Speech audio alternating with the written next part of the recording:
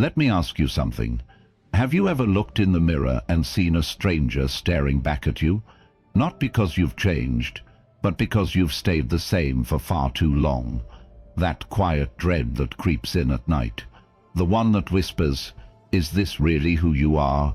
You've been trying to change for weeks, months, maybe even years, forcing discipline, forcing positivity, forcing yourself into boxes that were never built for your truth, but nothing sticks. You keep slipping back into the old habits, the old thoughts, the old you. And here's the truth no one tells you. The reason you haven't changed is because you keep trying to improve a version of yourself that needs to die. The Stoics understood something most modern people can't even bear to think about. True transformation begins with destruction, not gentle healing, not temporary motivation, but fire. You have to break yourself on purpose.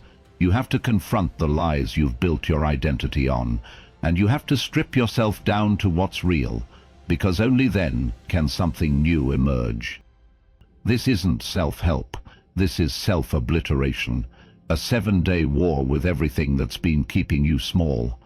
We're going to use Stoic philosophy, cold, clear, unshakable. We're going to dive into dark psychology, the uncomfortable truths about how your mind really works. And by the end of this, if you stay with me, you will be unrecognizable, even to yourself.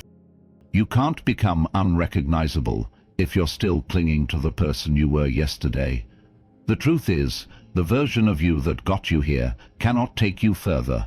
That version, it's built on comfort, fear, and patterns that were never chosen consciously. You didn't create that self-talk. It was shaped by childhood, by trauma, by expectations, and by everything you tolerated when you should have said no. And now, it's your prison. The Stoics believed in the daily death of the self. Not physical death, but the ego, the attachments, the illusions. Marcus Aurelius wrote, "Ask yourself at every moment, is this necessary?" So ask yourself this: is the person you're being necessary for who you're becoming? Here's what dark psychology reveals. Your current identity is nothing but a loop of behaviors, thoughts, and beliefs.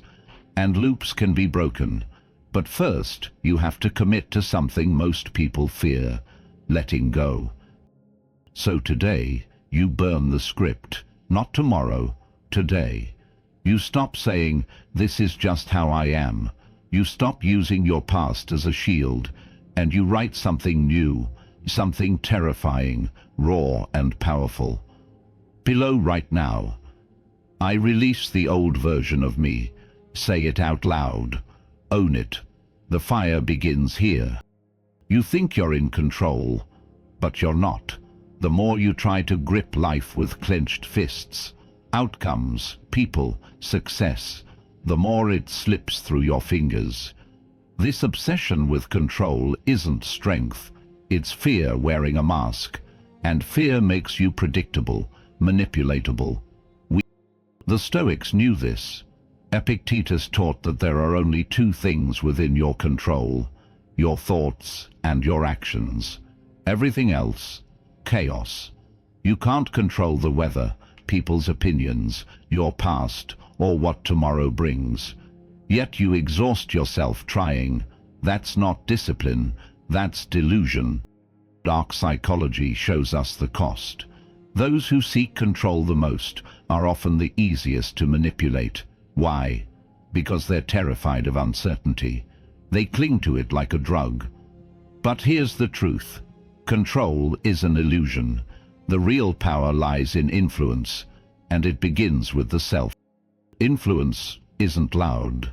It doesn't chase. It commands silently. A calm mind in a chaotic world is the deadliest weapon.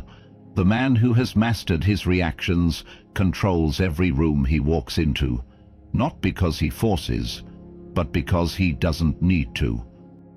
You want to be powerful? Stop needing control. Start cultivating presence, patience, precision. Focus only on what's truly yours. your decisions, your discipline, your direction below. I command myself. I influence everything, because the moment you surrender the illusion of control. Most people spend their entire lives running, not from failure, not from rejection, but from pain. The quiet kind, the kind that sits in your chest at 3 a.m. when no one's around, the kind that whispers, "You're not enough." And instead of facing it, we numb it, we scroll, we binge, we chase distractions, addictions, validation, anything but silence. Because in that silence, the truth is waiting, and it hurts. But what if I told you that your pain is the doorway? That the very thing you're avoiding holds the keys to everything you've been searching for: strength, clarity, transformation. The Stoics didn't fear pain. They studied it. They welcomed it. Marcus Aurelius faced unimaginable grief and loss, yet he wrote, "If you are distressed by anything external, the pain is not due to the thing itself, but to your estimate of it. And this you have the power to revoke at any moment." In other words, it's not what happens, it's how you respond. Dark psychology shows us that pain, when ignored, mutates. It becomes shame, self-hate, projection. But when faced directly, pain becomes fuel. It sharpens you, it humbles you, it burns away the ego and leaves behind something real, something unbreakable. So today, stop running. Sit with it. Let it break you open. Let it teach you. There is no growth without suffering. There is no rebirth without death. You want to become unrecognizable in 1 week? Then stop fearing the fire. Walk straight into it. Because here's the truth. Comfort is killing you. Every time you avoid pain, you trade strength for safety. You trade greatness for numbness. But pain, raw, honest, relentless pain, is a forge. And you are the weapon being formed below. My pain is my power. Say it, mean it, and repeat it. This is where the shift begins. This is where you stop pretending and start becoming. Discomfort is the real poison, sweet, seductive, and slowly fatal. It whispers, "You've done enough," when deep down you know you've barely scratched the surface of your potential. It rewards you with dopamine for doing the bare minimum, while silently stealing your edge, your hunger, your will to dominate your life. If you want to become unrecognizable in 1 week, you need to develop a new relationship with pain and declare war on comfort. The Stoics believed comfort made men soft.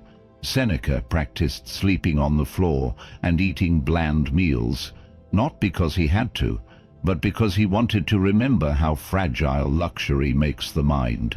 He trained his body and soul to be unshaken by loss. That's discipline. That's freedom. Modern culture preaches self-care, but what it often really means is self-sabotage wrapped in pretty language. You don't need another rest day. You need confrontation. You need pressure. You need sweat. Discomfort is your teacher, not your enemy. Dark psychology proves this too. The mind adapts to whatever you expose it to. You surround yourself with softness. You become soft. You expose yourself to challenge. You harden.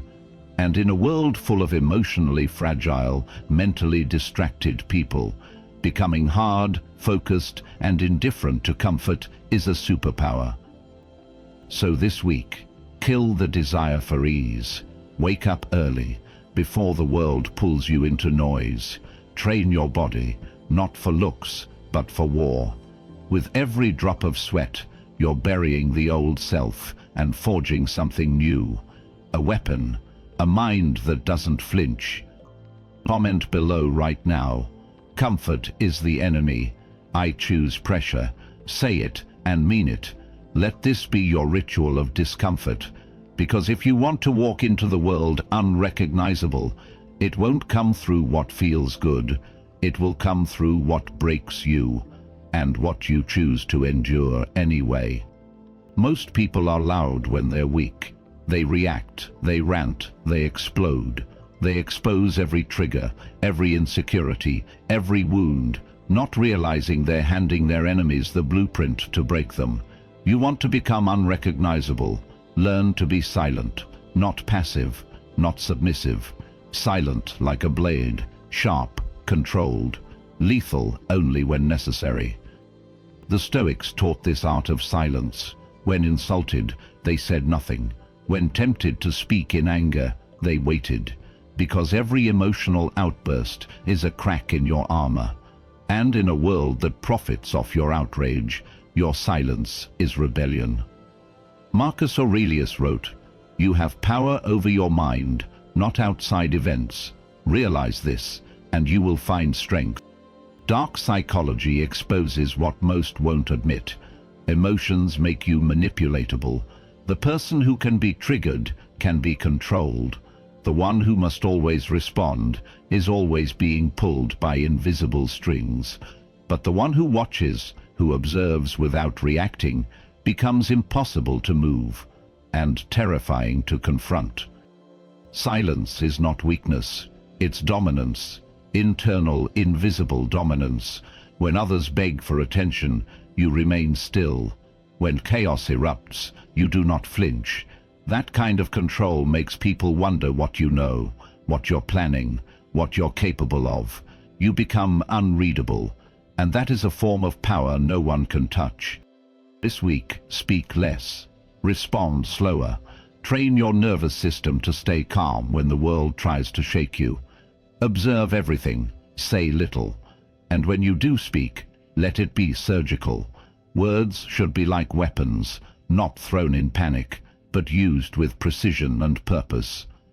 Leave us alone, because when your emotions no longer control you, no one else can either. Attachment is the silent assassin of power.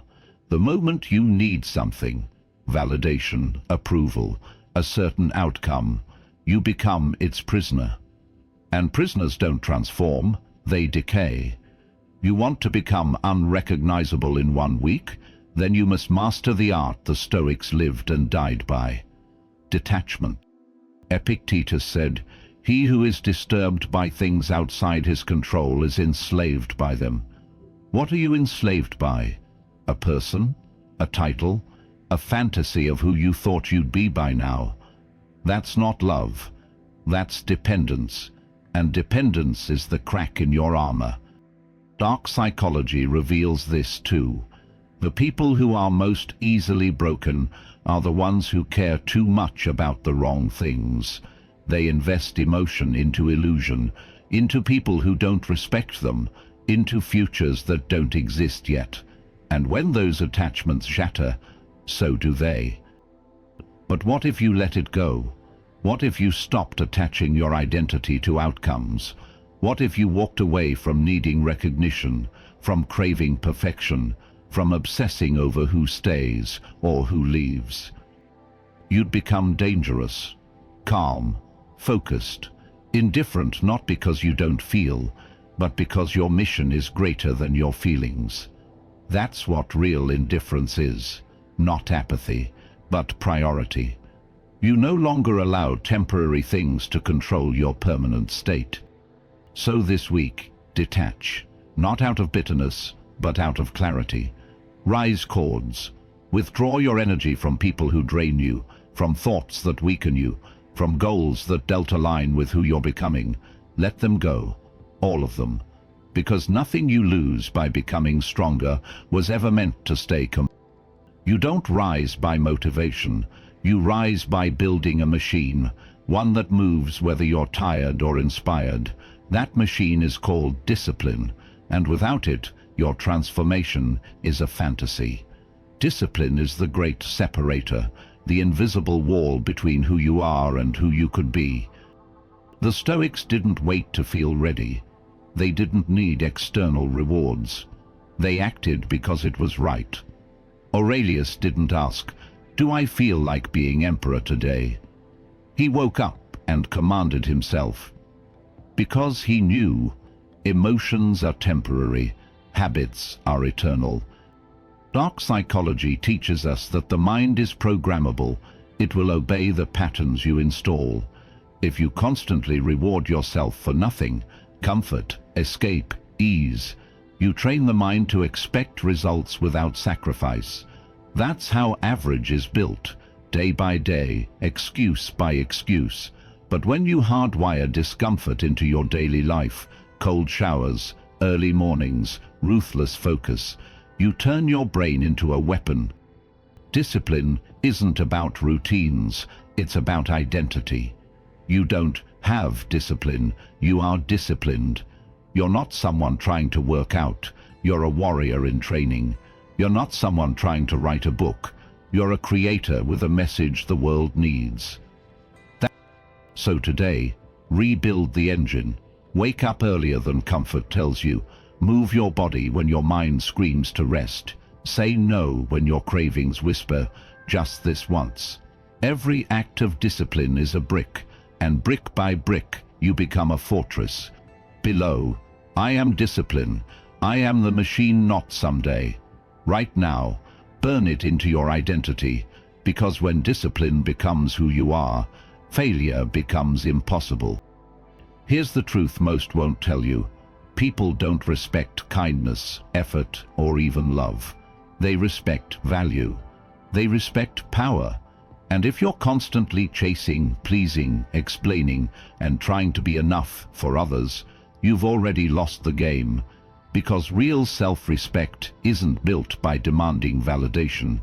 It's built by silently becoming the prize. The Stoics understood this long before the term self-worth even existed. They trained themselves to need less, to expect nothing, and to create value from within. Marcus Aurelius didn't ask, "Do they like me?" He asked, "Am I doing what the universe assigned me to do?" He didn't need applause. He embodied purpose, and that made him unshakable. But dark psychology digs deeper. It shows how the world responds not to your words, but to your energy. If your presence says, "I hope you choose me," people will treat you like an option. But if your energy says, "I've already chosen myself," people shift. They lean in, they chase. Because confidence built on detachment is magnetic. The biggest mistake people make is negotiating with their worth. You give too many chances. You tolerate disrespect. You accept crumbs and call it love. Why? Because deep down, you don't believe you're the prize. But today, that changes. Because becoming unrecognizable means raising your standard ruthlessly. Not just in how others treat you, but in how you treat you. Just walking like someone who knows they're valuable.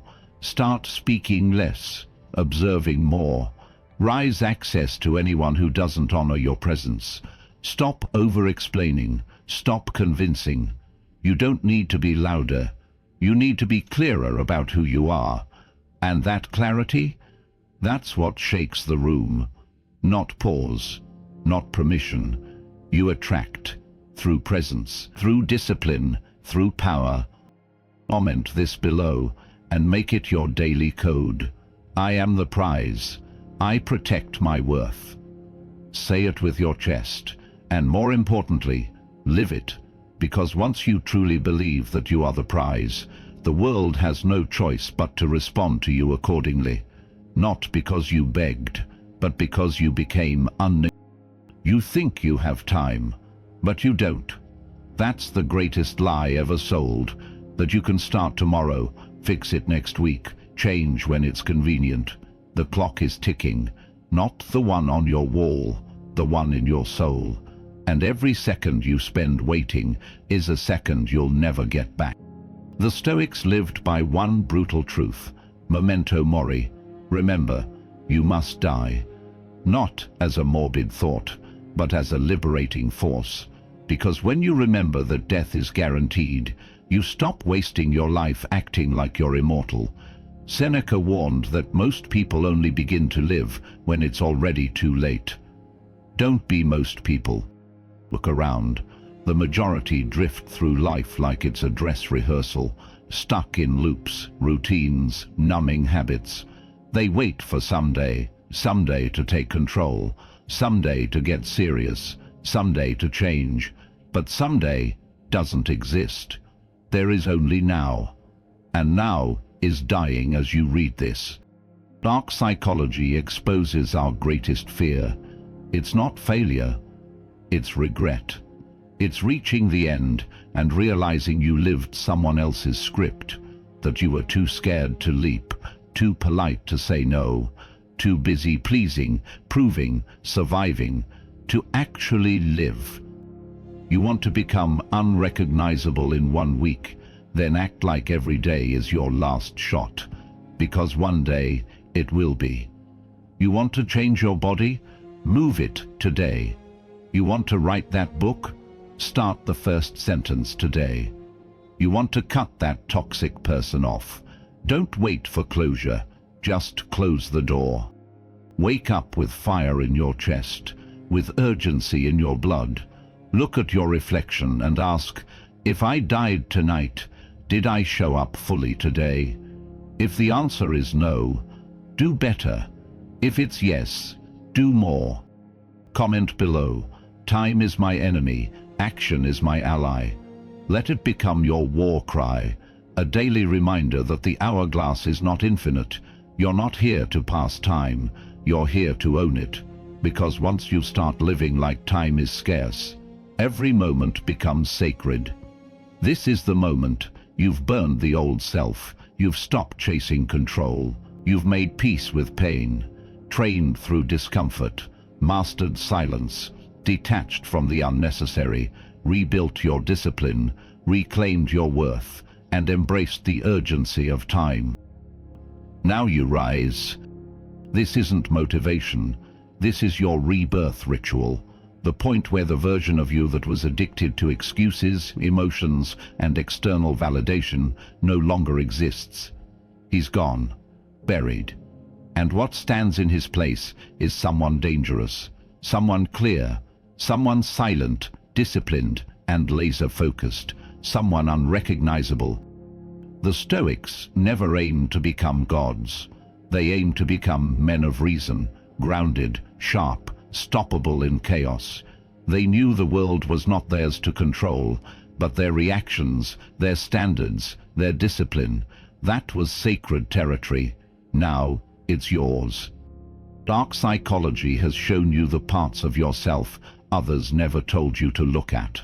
The obsession with comfort, the addiction to attachment, the fear of solitude. But instead of running, you faced it, you made war with it, and in doing so, you earned something few ever will: inner command. Here's what happens next.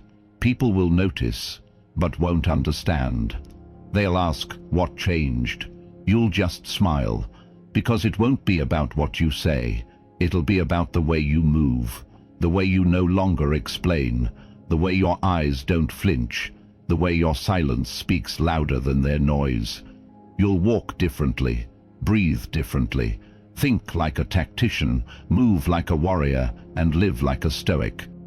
But don't stop here. This isn't a 7-day challenge. This is your new identity, reborn not with hype, but with clarity. You've done what most never dare. You've rewritten your code. Walk into the world like the storm you've become. You owe your old self nothing. You owe your new self everything. Below, witness the silence before your rise.